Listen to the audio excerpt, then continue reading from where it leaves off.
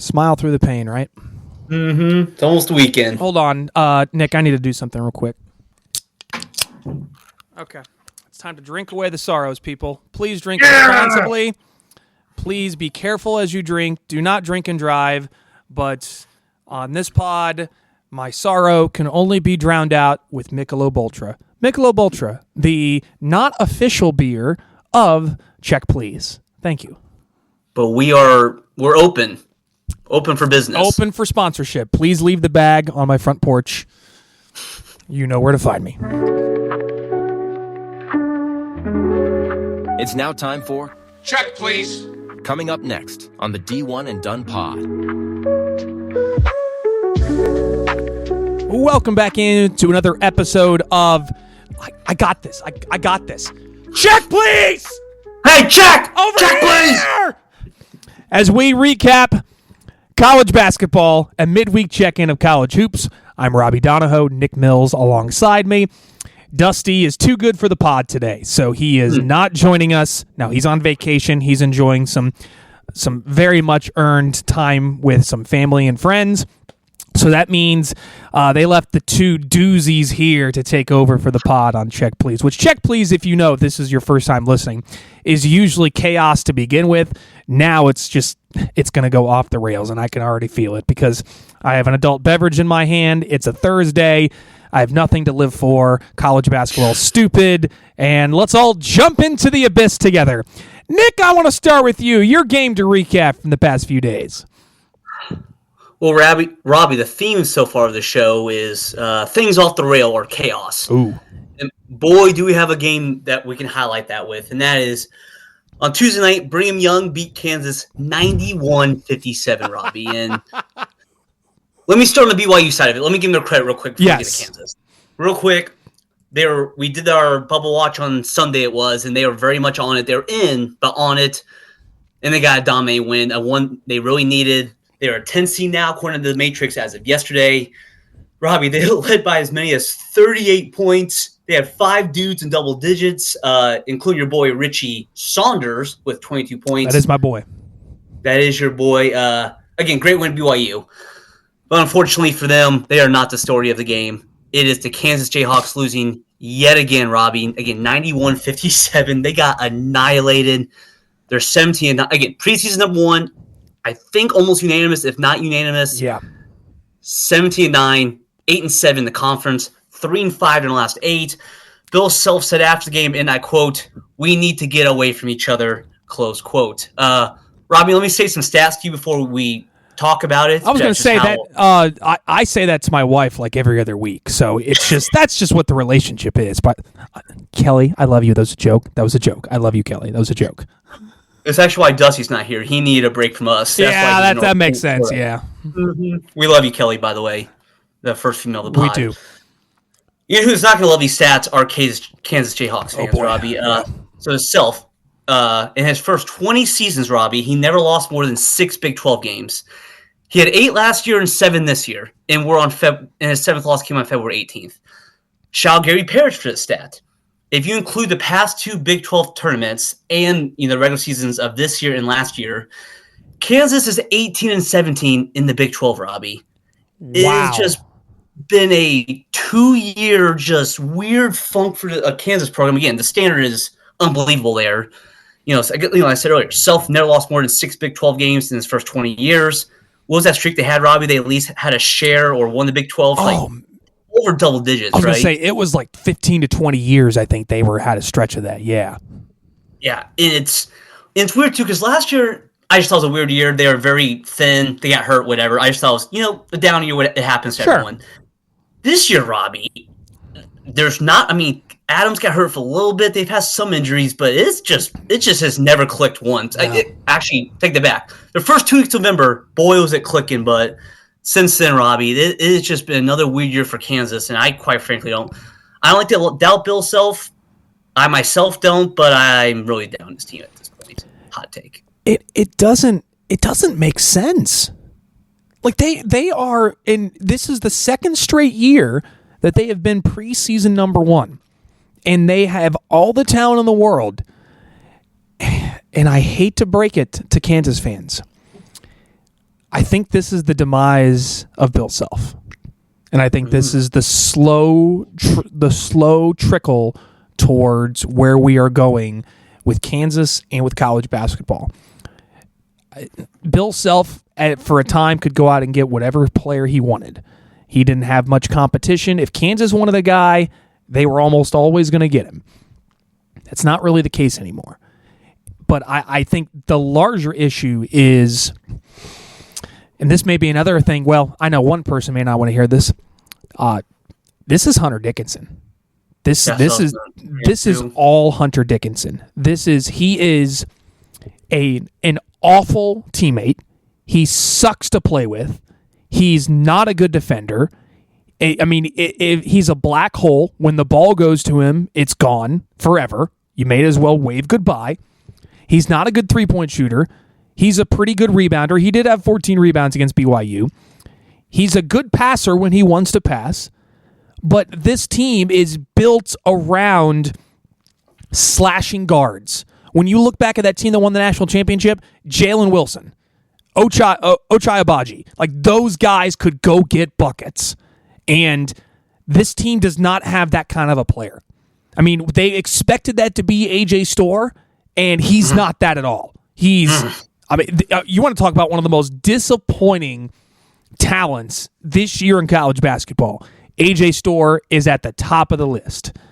And it makes you start to wonder, does this mean that Kansas is going to try to pay more for players? Or is this basically a cause for concern that, you know what, you can't just go out and buy the best rosters. There has to be some continuity. And right now I think Kansas is starting to run into that because Bill Self, when he was at his best, he was bringing guys in as freshmen and building them up. Now it's transfer Hunter Dickinson, transfer Zeke Mayo, transfer AJ Storr, transfer Rylan Griffin, transfer Shaquille Moore. All these are all their guards. I know I threw Hunter Dickinson in there too, but DeJuan Harris is a great player, but he has to be surrounded by great players to work, and it's not working right now. And I don't foresee this fixing itself anytime soon because Bill Self is just not the kind of coach to just go out and buy players and bring them in. He's just that's not his wheelhouse. So, as I mentioned, I think this is the beginning of the end for Bill Self in Kansas. Yeah, just to respond to you, you might be right. I guess there's two lines of thinking. One is yours, that this NIL transfer portal thing's catching up with them. Or it's the second line of thinking where I think they might be stuck in two worlds. Because, again, they won a Natty, so 2022, 3 years ago. And because you mentioned what they do. They get guys in, they keep them. They have kept KJ Adams around. They have kept DeJuan Harris around. They bring in Hunter Dickinson and other transfer portals. But, again, Dickinson specifically. Again, that's three guys who can't shoot on the court together. And I wonder, too, if Kansas is just kind of stuck. They're kind of, their eggs are in a bunch of different baskets. I don't know. Like, they're trying to keep all these... They're trying to keep all these guys here while also bringing transfers. That's a weird kind of mix. I don't know if they really know what their identity is. Like, they feel I don't know if you knew this. Tyon Grant Foster was on the Kansas roster that won the national championship. Can you remember that? Can you imagine him being on that team? Like he'd be great with this team. But they've always relied on guards that can go get baskets, guards that can create on their own. They don't have that. That national championship team, it was Jalen Wilson and Ochai Agbaji. Those guys went and got baskets. And Abuka in the middle. You could throw him in too. Like when Kansas was at their best, whenever they've made a run or they won a national championship or they were as good as they were, they built teams from the ground up. That national championship team, 2 years before that, all those players were on that team.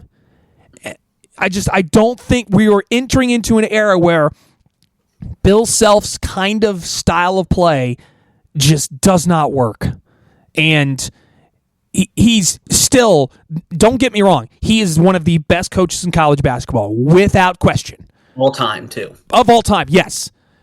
But the way the game is being played now, it does not work with his style of play, with how his teams play. I mean, it started with you could even start it with 2 years ago with the team that lost to Arkansas in the second round. Like that team was built around Kevin McCullough and didn't have, or you could even throw Grady Dick in there too. That's a one and done guy, but he tried to cover up spots and holes with transfers. And I'm not sure that that's the best interest for Kansas. And it's not the best interest for Bill Self. He is, and that's kind of how North Carolina's kind of stuck in the same spot too. Is North Carolina, when they were at their best, they built through guys that they had for 4 or 5 years, and now they're in this they're in this weird limbo position of, we know we got to go out and buy guys because that's the trend towards college basketball. But we also want to build from within. We want to build from the ground up. And they can't decide what lane they want to be in. And I think I will say it, the perfect example of this right now has been Purdue. It's you build from the ground up and you cover up with like one transfer, maybe two, and that's it. If you add any other players into this mix that doesn't work, I think team chemistry and team bonding is the most underrated part of this entire aspect of college basketball. If you have a team that doesn't get along or too many egos, it's not going to work. And you are seeing it right now with Kansas because Hunter Dickinson is a poison to this team and this program, and they're going nowhere fast. Well, I know where they're going. They're going to a first-round loss. That's exactly where they're going. One last note before we move on. They do have Oklahoma State, Colorado next too, so they should take care of business in that. You'd think. And to your overall point about Bill Self is, feels like next year is going to be the real litmus test, right? When they lose Dickinson, yeah. I believe Adams and Harris are both gone, I think. So I think next year's really the year. Okay, is it 2 weird years with Dickinson and Harris and Adams, or is this the sign of things to come? It is. I mean, next year is. Yeah, you mentioned it. It's going to be fascinating to see, kind of, because the team they have coming. I'm just pulling up their. They have the big freshman coming in, right? I can't remember his name. Peterson, I think. I got to pull up their recruiting. But yeah, like they are in desperate need. Like, remember, Bryson Tiller was supposed to be the guy. Like, he was supposed to be really good. Flory Badunga is a guy that you knew was going to have to develop over time. So, yeah, Darren Peterson is the guy. That's exactly the kind of player that Kansas wins with. Is prolific. No pun intended, he goes to prolific prep, but prolific guards that can go get baskets. That is Darren Peterson to a T. He is a massive prospect. But you have to it's got to be, you got to commit to one or the other. You can't have your feet in both areas. You have to either build from within and cover up 1 or 2 holes, or go all in on NIL. And I'm not sure that Bill Self really knows what he wants to do on that front. But like, Darren Peterson is a dude. Like, if you've seen him play, he's a monster. So I'm excited to see him play. And as you mentioned, yes, next year, Kansas, that's the real litmus test. And Bill Self kind of feels like he's moving in the direction of Jay Wright. I don't know how much longer he wants to do this. Before I look up, how old do you think he is? I'm going to guess 60. I'll say 60. I don't think he's in his 60s. I was going to say 58. This is good podcasting. He is 62. He's 62, man. I mean, that toupee makes him at least 10 years younger. All-time toupee. Truly all-time toupee. But yeah, take out the Final Four team in 18 and take out the national champion. I think in that COVID year, they probably were going to win the national championship. I think they were the best team. He hasn't made it out of the round. They've made it to the round of 32 5 of the last 7 years, and they haven't made it to the second weekend. Which I guess we should, to be fair, he did miss the one 2 years ago because correct. It still doesn't make up for the other 6 years. They should have never lost that. They should have never lost that Arkansas team. And that's still one of my all-time calls, was picking Arkansas to win that game. I did pick that, but again, that was just a feeling that I had. There's this Kansas team is too talented. They're too good, but they have to. It is all about team chemistry. It really is, and you can tell. Like, the body language of this team sucks.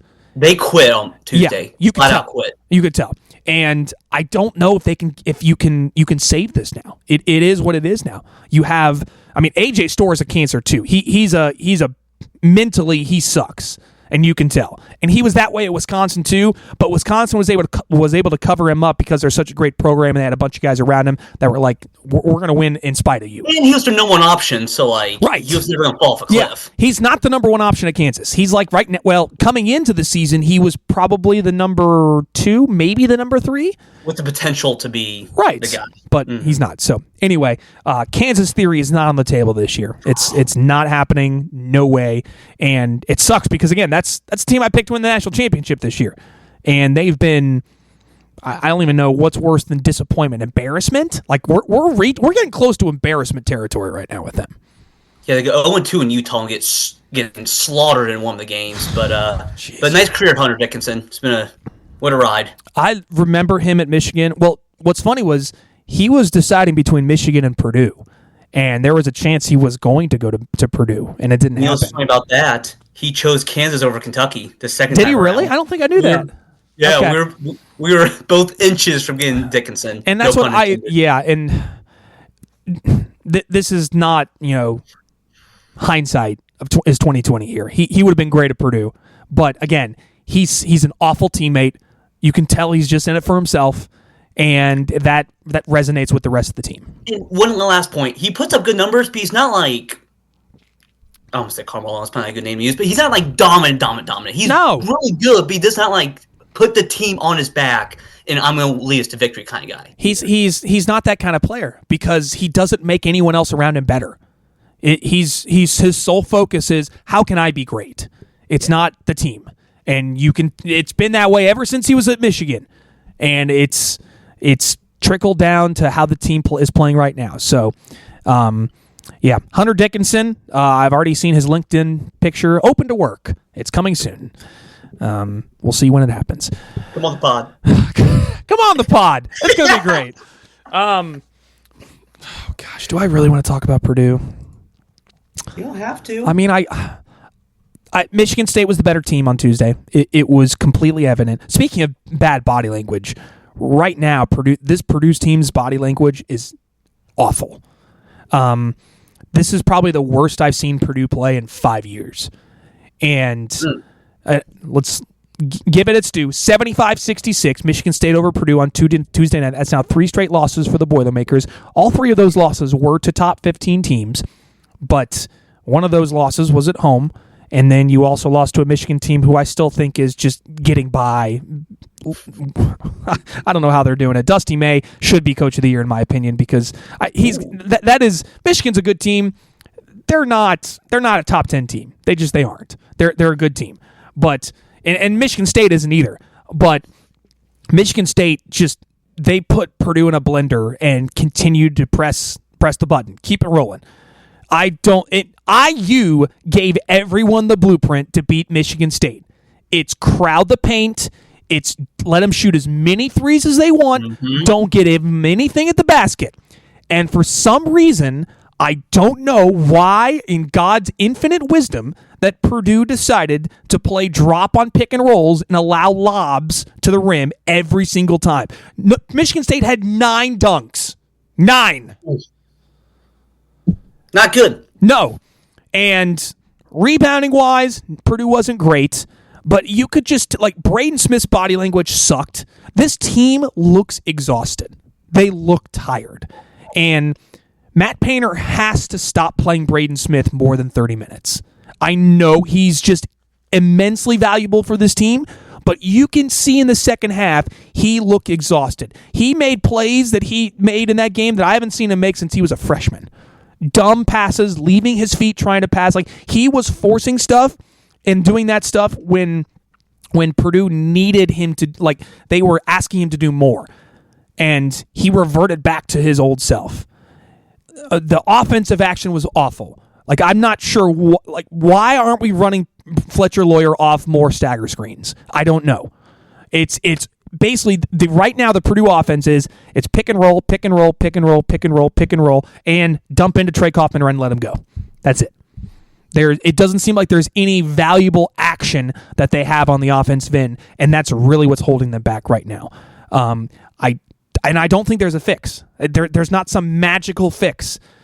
Chris Kramer came out with a big message on Twitter earlier this week saying there needs to be a players-only meeting. I completely agree, and I will never disagree with anything Chris Kramer says because that man is a Purdue legend. I hope the team listens to him.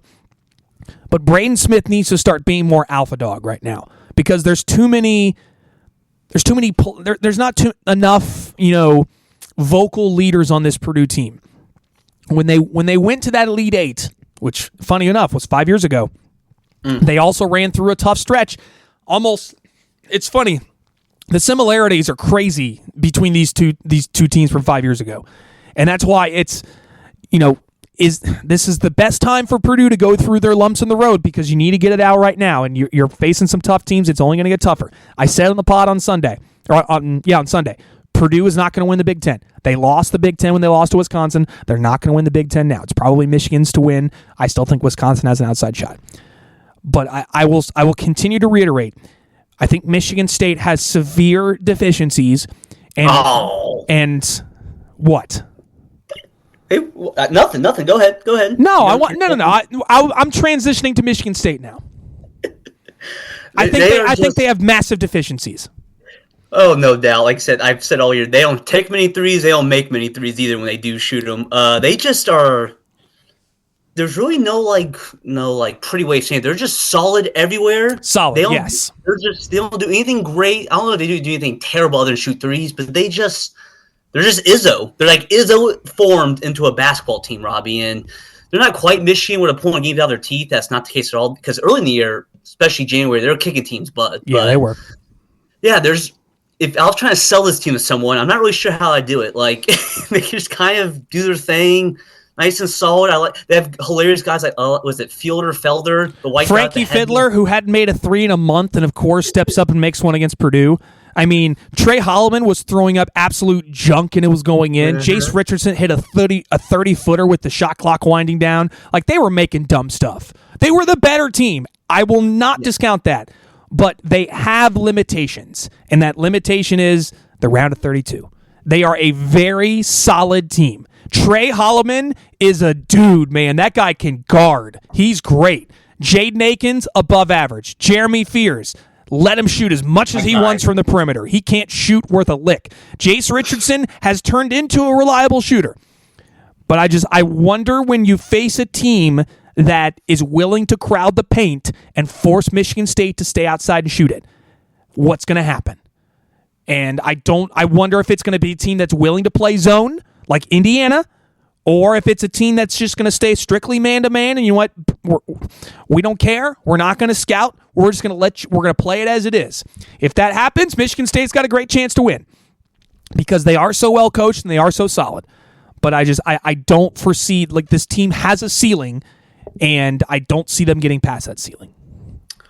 One last thing on Purdue, Robby, just from my side of things. Yeah, I agree with you. Braden Smith looks mentally exhausted more than anything. They need someone other than Coffin Wren and Braden Smith to be a consistent. Someone, their guy for the love of God, someone else step up. It's got to be someone. Got to be someone. And Robby, I told you before the pod, I had a not great stat for Purdue. Yeah, I can't wait to hear this. Alrighty. So last year they were 67th in defensive 2-point percentage, which again, it's not world beaters, but it is what it is. You're 67th in defensive 2-point field goal defense. Sure. Do you have any guess what they are this year? 250th. 328th is their defensive 2-point defense. The defense, good. It was awful Lord. in that second half against Wisconsin. It was not much better. You talked about their coverages were weird. They were slow to the ball. It's again, I know Zach Edey. I know he's not Matumbo down there, but he's 7'4", and he's agile. I know it's a big loss, but 328th in defensive 2-point percentage is insane, Robby. Hedge a freaking ball screen. Stop dropping. You allow teams to lob to the rim when you have those kinds of players in your team. If you're just playing drop the entire time, please hedge. And the only person, for their credit, the only person I see hedge for Purdue is typically Caleb Furst. But now Caleb Furst is a complete liability offensively because he won't even look at the basket when the ball's in his hands. He was a average to above average shooter when he arrived as a freshman from three. He was making 3-point shots. Now he won't even look at the basket when the ball is in his hands, unless he's from 2 feet away when he's missing layups. So, yeah, I feel terrible about this Purdue team. I'm massively discouraged.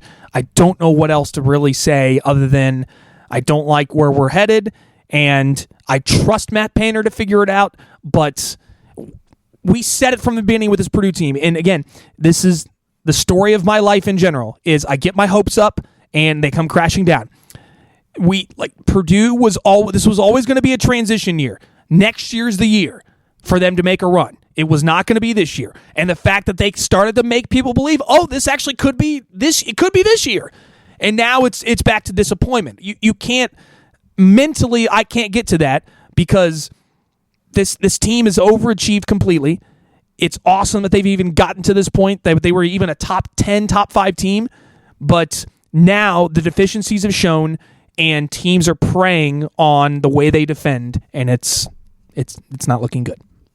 One last note, Rob. Again, this happens to teams sometimes. I don't think Purdue's dead by any means. Again, Iowa State had L3 at one point this year. My Cats lost 6 of 9. We go through ebbs and flows, Robbie. We're fine. You just got to stop the bleeding. Just got to stop the bleeding, Robbie. Mm-hmm. And you know how to stop the bleeding is to win in Bloomington. And I have. I'll be there. I'll be there. I'll give them a pep talk. I have no faith that they're going to win on Sunday. None. I just don't have a good feeling. Stop the bleeding. Last thing I'll say, Purdue, we've been absolutely spoiled recently. Completely spoiled. I will be the first one to tell you. So if we're complaining, yes, that's because we have high expectations for this team and this program, and they're not reaching those expectations. But they've been a consistent top 10 program for 7 years now. Yeah. It's crazy. Really, at this point, all they're missing is the national championship. And they were right there last year. They just played a generational team. And I hope they get to that point where they can win a national title. I hope I can be there to see it. But the way things are trending, I'm going to throw myself off a bridge before I get a chance to see them win a national championship. So hopefully it doesn't get to that point, but maybe. I wanted to recap one more game real quick. Be my guest. How about Mississippi State? How about Mississippi? See, this is good. Let's talk about positive things, because that was one of the more impressive wins I've seen from a Mississippi State team in a long time. 70-54 winners over a Texas A&M team that just came into the top 10. Josh Hubbard was freaking awesome. Claudell Harris, even more awesome off the bench. That was the kind of Mississippi State team in the second half that I think we all expected to see this year. Efficient, tough on defense, not giving up easy baskets at the rim, guarding. That's what Chris Jan's teams do. Keyshawn Murphy was great off the bench as usual. That was the Mississippi State team I expected to see all season long in that second half. And the way things were trending, the Chris Jan's teams, they thought that they turned it around again at Ole Miss. They were great at Ole Miss. The Florida game was discouraging. The Missouri game at home was even more discouraging. But right now, where it is, you look at Mississippi State's numbers, that's a team that has a chance to be a 3 or a 4 seed. Their metrics line up to being in that spot. Now, and that's just because they're in the SEC, but 19-7 overall, 7-6 in the league. They've got a number of great wins. They actually won at Memphis. This team is looking really good right now. They've won 3 of 4. You won at Georgia. I know the Florida game was a little disappointing, but Florida's beaten everyone. So I said it at the start of the season, this is a Mississippi State team I don't want to see in the tournament. Rob, you kind of barely leading that second half. You're right. That was an awesome finish the second half. But as someone who bet on Mississippi State, was very locked into this game. So I have it right here. Yes. 44 points was 12-14 to play in the game. They were on 46 points until 6.5 minutes ago. So they essentially scored 2 points in a 6-minute span in the second half and still won by 16 points. That was a heck of a win for Hail State. The Aggies had won 4 in a row, I want to say. Sounds right, yeah. And they won the Maroon off. Big win for the Bulldogs. The SEC, dude, is insane. And as someone who is battling for Mississippi State for the 8th seed in the SEC to prevent us playing Wednesday, I'm very locked in the Bulldogs. They scare me, but that was an awesome win, Robbie, including the parlay with the win Saturday against the state rival. Absolutely, yeah. So things trending in the right direction for Mississippi State. The Chris Jans teams are starting to look great. A&M has no time to be sad. You got to host Tennessee coming up on Saturday. That's a massive game. It doesn't get any easier for anyone in the SEC. We'd be remiss if we didn't mention last night's Alabama-Missouri game as well, because that's my top performance. Okay, well, let's before we go to top performance, I do want you to mention. So we came out with our first conference power rankings this week. I have my Big Ten power rankings. Dusty put his Mountain West power rankings up. Nick, you have your SEC tier list. Would you like to explain how you did your tier list for this week? For sure, Robbie. Let me just pull it up here real quick, sir. So like Robbie said, Robbie asked us to do rankings. We each had a conference, mine with SEC, and I don't know, I struggle with rankings. I do so much better with tiers, and I love doing tiers because it's just easy to look at. I think it's easier to separate teams, and it's funny like how easily they fall into place a lot of the times too. Yeah. For example, my second to last tier, or third to last technically, was the beat Michigan tier, which is Oklahoma, Arkansas, which again is so perfect how that can just line up sometimes. Again, I think they both belong in that same tier, and they both beat Robbie's Michigan Wolverines. They so I just my Wolverines. Your Wolverines. I should note my Kentucky Wildcats were in two different categories. Kentucky versus good teams are almost unstoppable, Robbie. They are 5-1 against the elite teams I have listed in the SEC. Everyone else, they are, at the top of my head, that's 2-5. 2-4 versus everyone else. So that's why they're in the travesty tier versus non-good teams. Yeah, so we retweeted it.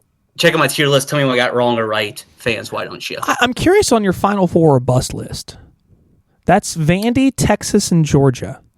Mm-hmm. Yeah, so to me, they're all three teams they're all technically in, I think. Georgia may be on the outside, but I just think... Georgia's on the outside right now. But so I assume you mean like they're either going to make the Final Four or they're not going to even make it in, I guess? Oh, it was first four or bust. Yeah, sorry, I didn't even notice it said Final Four till right now. I didn't want to correct you because I was like, okay, you know what, I'll just roll with it, whatever you say. But okay, so first four or bust. Got it. Yeah, my text you said first four in my defense. Why did I read Final Four? Dude, it's been a long day. I should have put Dan or bust. It's been a long day. It is what it is. Yeah, that's... You did put first four. I don't know why I read Final Four. I truly did not notice that till you said it right now. I should have caught that too. No, that's completely on me. But that's even funnier. Yep, Vandy, Final Four bust. Yeah. So if all the people we retweeted and read that, they're like, what the hell is this guy talking? What are they talking about?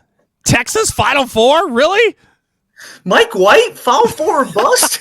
Am I reading this right? I will say that Georgia team's been disappointing. Like they were putting up some good wins and competing at home, and now they're just Auburn. Now they can't beat anyone.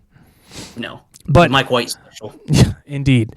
But how I assume your performance to acknowledge is going to be what the heck just overcame Mark Mitchell at Missouri last night. My goodness. Yes, last night for people who did not see, it ended late on a Wednesday, so I gave him went to bed.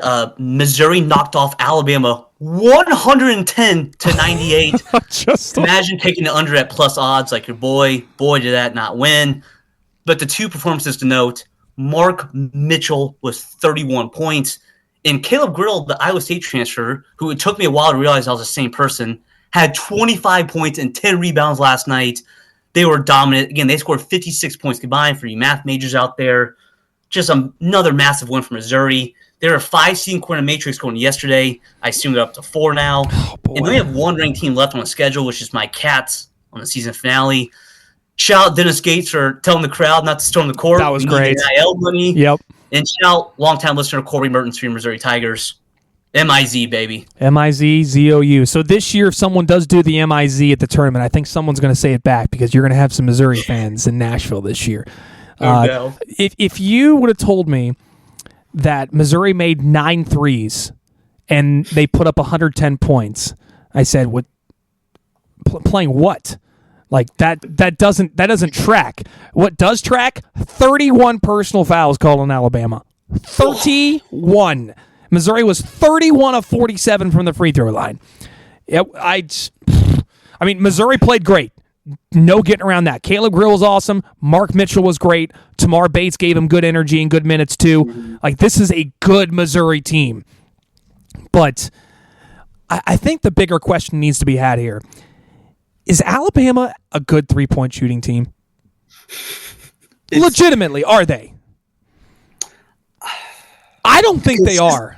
I really don't. Because, okay, this is always, I guess it's just kind of your definition. I would say no, because I think consistency is like the main objective of being a good three-point shooting team. They ended up shooting 42% from three last night. They did take 31 of them, 13 of 31. So, again, it's a good night, pretty good night, but it's not like dead eye. You take 31 of them. I would say they're so streaky. Like, they are crazy streaky. And that's why I think they are the ultimate volatile team going into the tournament. They could go 5 for 40 from three-point range and lose their first game. Or they can go on this seismic run like they did last year and make a national championship game. They are so all over the place. And it's the chaos of how Nate Oates has this team. Mark Sears actually shot the ball well from three last night. But 35 points. Yeah, he had 35. Some of the shots he was taking, where he just would pick the ball up off a turnover and just chuck one up, like that gave me anxiety watching that game, just how chaotic it was. He is like Caleb Love and Jalen Brunson's body. It's a sight to see. It really is. Man. I mean, that was it for the neutral observer. That game was awesome last night. And Missouri, I ranked them really high 2 weeks ago. I ranked them in the top 10 2 weeks ago. I think they're a top 10 caliber team. And it's along with what Dusty May has done at Michigan, Dennis Gates needs to be in the conversation for Coach of the Year. This is a team that did not win a game in the SEC last year. Like, do we just forget that? Like, this is incredible what Missouri has done in a span of 10 months. And overall, Dennis Gates, this is third year. Year one, Missouri took him to round 32. Like you said, year two, doesn't win an SEC game. And now he's got them top 15 safely in the tournament, as you sit here, or not the tournament, in the rankings, as you sit here today. What a roller coaster. Shout out Dennis Gates. I love he dresses like an accountant on the sideline. He kind of looks like one, too. I'll be honest. Shout out DG. What lift Missouri? You mentioned Caleb Love, and I've got to throw another national media team under the bus here.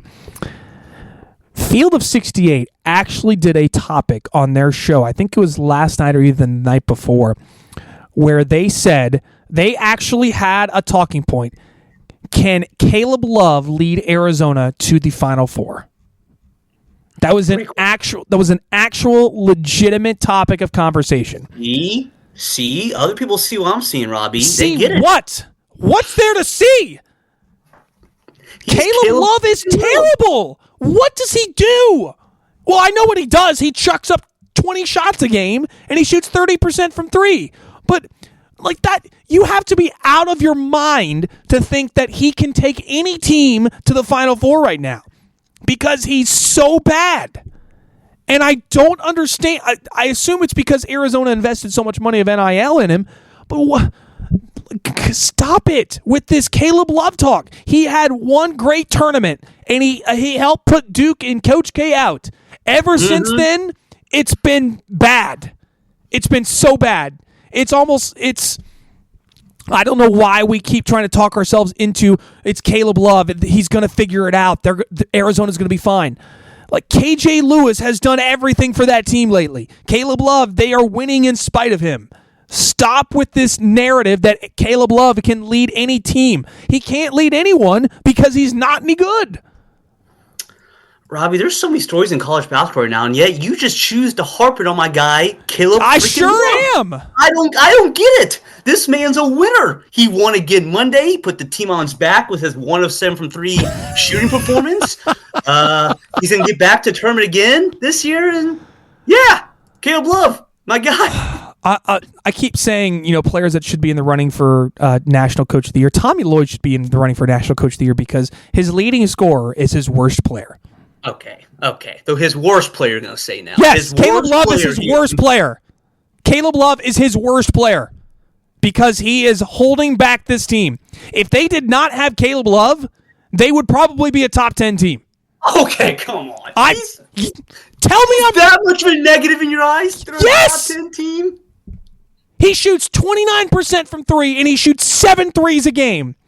Yeah. His last, I kid you not, his last 4 games from 3, he shot 14%, 12%, 0%, and 16% from 3. And somehow, by the grace of God, they're 2-2 in those games. It's extraordinary. It's extraordinary that they're even in this position because of him. He got an assist last game. Great. Mm-hmm. KJ, they got the dub. Don't let Robby's propaganda skew the results. Arizona 74, Baylor 67. I will say, like, Baylor had been playing pretty well, so that was actually an impressive win by Arizona to win on the road. Visar has been really good. Toby Awaka's been a little up and down. Anthony Delorso he's been okay. Jaden Bradley's fine. KJ Lewis is the reason why they're even in this position. He didn't play well against Baylor, and they still won. So, I mean, it is impressive that Arizona is even at this point. I wonder if we're just going to continue with the Arizona's going to find a way to completely stub their toe in March. It feels like we're trending that way. I have no stats to back this up. It does feel like their defense is a lot better this year. Like, yes, it feels better. I'm not saying they're the steel curtain, but it does feel like it's better as opposed to being a Achilles heel the past couple of years. Yeah. So the last, man, they haven't given up 80 in a game since the beginning of January. Their last 9 games, 70, 54, 78, 63, 75, 72, 74, 73, 70, 58, 67. So that feels good to have a take, and it actually seems backs like it up. true. Yeah. Yes, I will. Yes, you are correct. Defensively, they are much better this year. But I feel like they've been pretty decent defensively for a little while. And it's just, again, when they get into the tournament, Caleb Love is going down with the ship. He was up double digits in the national championship game. Don't let that get off the table. Well, you highlighted Mark Mitchell and Caleb Grill, which was great. Missouri was awesome. I'm going to give you a real deep cut for a performance to acknowledge. And that I'm going all the way to Valparaiso, Indiana, where the mighty Beacons, yes, they are now the Beacons. They're not the Crusaders. I have to continue to remind myself that. Valpo got a big win at home over Missouri State, 66-64 last night. Behind the man, the myth, the legend, All Right. You heard me correctly. His name is All A-L-L. His last name is Wright, W-R-I-G-H-T. Where is he from? He's from Durango, Mexico. And he had the game winner with 2 seconds left. He put up 24 points in the win over Missouri State as the Valpo Beacons led by All Right, and they are feeling all right after getting a win on Wednesday night. Everything's all right in Valparaiso right now, Everything's Robbie. all right. Calm. I'm trying to think. Is there a player who always goes right? I was going to make a joke, but I can't think of someone who has no left hand. But good question. Shout out. I'm sure missed a joke there. What are you going to do? But that's a heck of a find. Shout out Valpo. I think they've been a little down here. Yeah. Nice to see them get a nice little dub. Not a great season this year, but they moved up from the Horizon to the Missouri Valley, so a little bit tougher competition, a little bit more challenging. But yeah, All Right. Averaging 13 a game, put up 24 last night in the win, so there you go. Can I acknowledge one more performance real quick? Absolutely. Take a shot for people listening. I'm going to mention Kentucky on the pod real quick. Amari Williams becomes the first player in the NBA, first player Division I or NBA to have a game with 15-plus points, 4 blocks, 100% from the field, 100% from the free throw line, and 0 fouls. First player to do that since Pau Gasol for Lakers in 2010. Wow, great Shout stats. out Amari Williams. Shout out Opta Stats. Shout out. I mean, he's so great to watch defensively. He is just a monster. He he had that dunk last night that was just, or was that Otega? Otega Owe had that crazy dunk last night. Yeah. He had a block too. Yeah. Or maybe Murray did. I can't remember exactly. But Otega definitely had a great block. Yeah. But yeah, good win, Pats. And Maury, someone help him rebound. Somebody. Seriously. I beg of you. I beg of you. That's Cats talk. There you go. Yeah, I know we played the hits with Purdue and Kentucky, but it's what we do. First is Pau Gasol. Have to mention it. All right. You got to. All right, games that we were looking forward to coming up this weekend. Tonight, don't do anything except play the Star Spangled Banner on repeat and watch the USA beat Canada in hockey. We're going to start with that, and we're going to finish with that. So that's our big game tonight. It's not college basketball related, but again, Four Nations, USA, Canada rematch is going to be great. As long as someone starts the game with the gloves drop and we start with a fight, we're in great shape. I don't know if that's actually going to happen, but I hope it does. Because the first 9 seconds of their last game is still absolute pure cinema with how that game began. It was awesome. Cannot wait. But other games to watch, Michigan State at Michigan coming up Friday. Probably going to decide the Big Ten, especially if Michigan wins, because that would give them a 2-game lead in the conference. They do play twice, by the way. Correct. So they will get another chance at They will play again. Iowa State at Houston coming up Saturday. Probably going to decide the Big 12 more than likely. Still a long way to go there. I mean, if Houston wins, I think that for all intents and purposes probably is going to wrap it up, because that means, Arizona's is at 12-3, but if Iowa State can clip one on Houston, that makes it a little more interesting. We didn't mention as well, Texas Tech losing at TCU. I was going to mention that as well at the end. Bad loss for the Red Raiders, especially when they just got in the top 10. Shout out Desmond Bain. It was Desmond Bain night. Oh, was it really? That's awesome. Nice. Mm-hmm. Richmond kid, right? I think he's from Richmond. Yeah. Went to play at TCU. Catholic. I think that's what he wants to Sounds right, yeah. White talk. Yeah. Duke at Illinois, again, as we mentioned, I'm so excited that's going to break up the 82-82. We're breaking up the 500 record in conference play. So looking forward to that. Illinois is trending poorly. Brad Underwood is blaming the fact that they've been sick, but they just don't look great. And then Purdue IU Sunday, whatever. Nick, your games to watch for this weekend? Before I get to that, you mentioned Wisconsin. I don't know if you mentioned Wisconsin. It beat Illinois. I saw a stat about John Tonji, by the way. According to 24/7 Sports, you want to guess what ranked transfer recruit he was coming into the year? Like, Kadari Richmond's one, obviously. Like, you have a guess what number he was? 60. 296. Okay. And he might be a first-team All-American, so shout out John Tonji. I just wanted to throw that out there. I was going around Twitter. Chaz Lanier wasn't ranked too highly either, was he? If I remember correctly. He may have been top 20. Yeah, it was definitely not top 5 or anything like that, right. For sure. So, yeah, shout out to all those guys who make the rankings.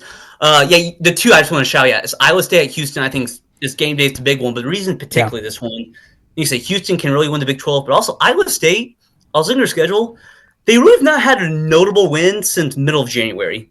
They beat Texas Tech on January 11th. Yeah, you're right. They have. On January 15th. So they kind of just been kind of chilling here for a little bit. So big game for them in Houston. And then this final one I want to shout, Clemson at SMU. If the ACC can get another team in, this is like SMU's last chance to get a marquee win. So shout out to the Ponies, see if they can get a win over our guy, Brownwell. Yeah, they really got to have that one. One at Notre Dame last night, made it pretty easy.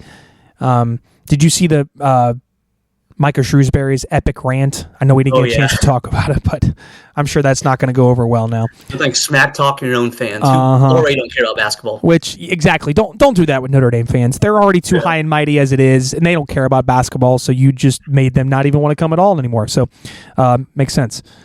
But yeah, that'll be a good one too. Because ACC's desperate for a third team. Well, I guess you could say fourth team. It's gonna be Duke, Clemson, Louisville. Those three are locks in. But yeah, can they find a fourth? SMU, Wake Forest, North Carolina. I think those are their best options. I still can't believe North Carolina is even being considered. But they did give NC State the business. I think it was last night. Kevin Keats. Oh boy.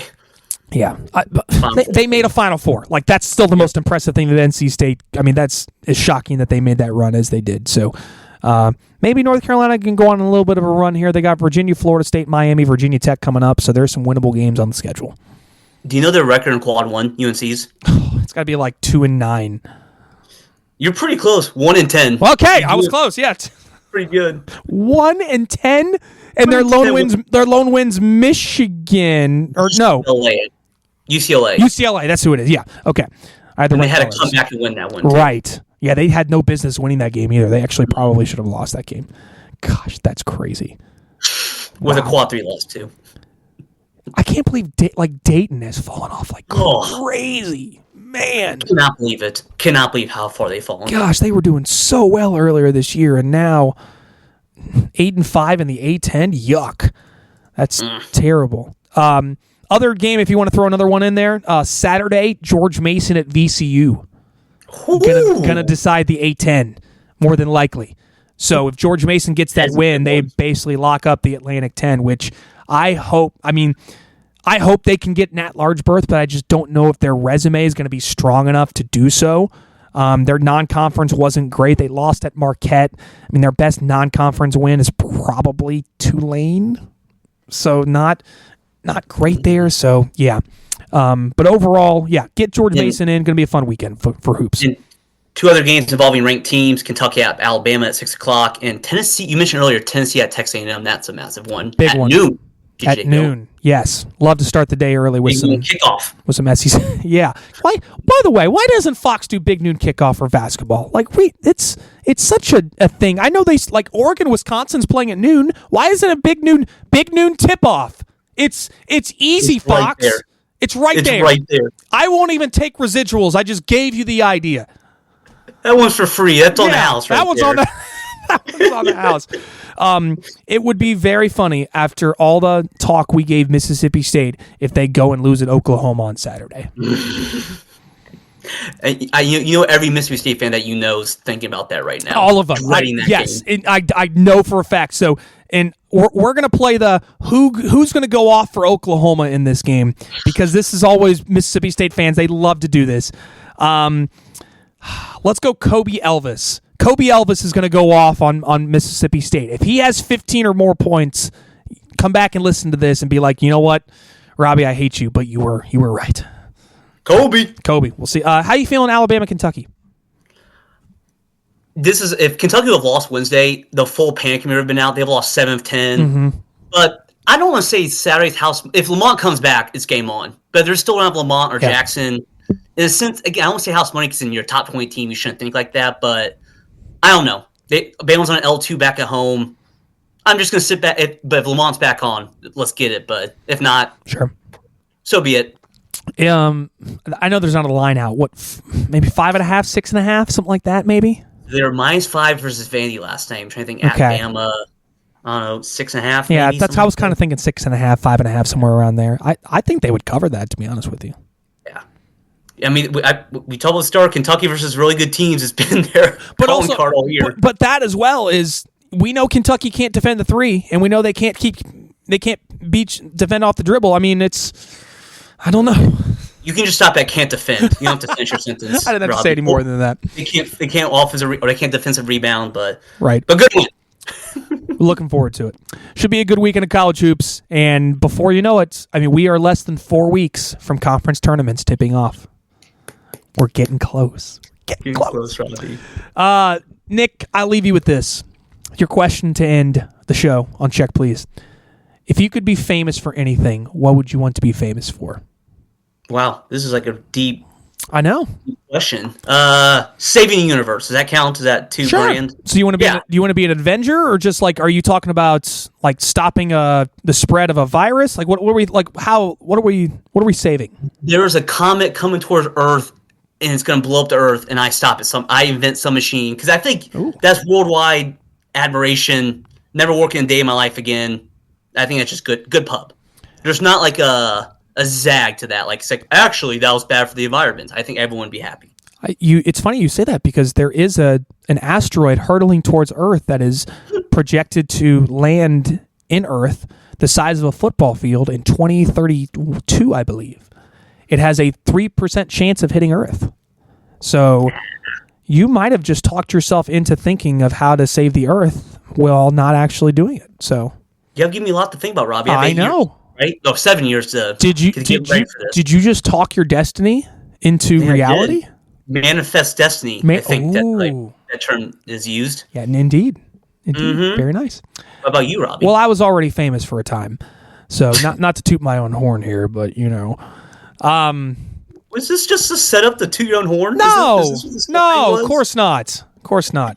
No, honestly, I would have loved to become famous as a basketball player. Like, that would have been really cool. I had Yeah, an athlete's just a good one in general. yeah, being famous as an athlete would be really cool. Like, I've thought about, all the athletes that hate signing autographs, and in that moment I'd be like, yeah, I want to sign all the autographs. That sounds fun. I did when I was, so full disclosure, when I worked in sports broadcasting, when I was working at WCBI in Mississippi, I did sign some autographs, and I felt like I was the coolest person in the world doing it. Why? Because I was on television. I was mildly well known.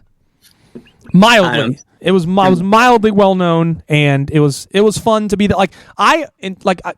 People would stop me in Kroger and just want to talk sports. But that was the fun part of the job, and I didn't mind it. People were like, "Hey, sorry to bother you." Like, you're not bothering me. I enjoy talking to people. That's what I do for a living.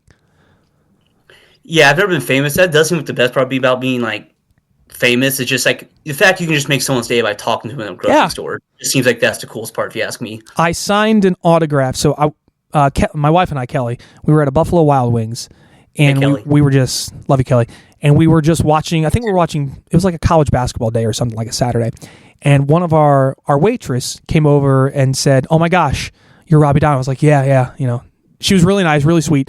And she's like, "Could you sign this hat for my son? He loves watching you on TV." I was like, yes, I will absolutely do that. His name was Kiesel. I'll never forget this. And I had a little inscription on like the Buffalo Wild Wings yellow hat. And I wrote down, Kiesel, thanks for watching. I hope you enjoyed. He was a Mississippi State fan. Hope you enjoyed the Bulldog game at some point. And I signed my name.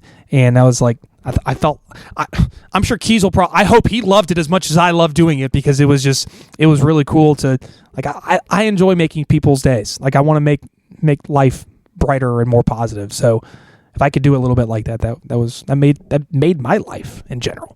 So, well, Dusty had a kind of more loving story time our last pod, and now Robbie's giving us a nice, heartwarming story time.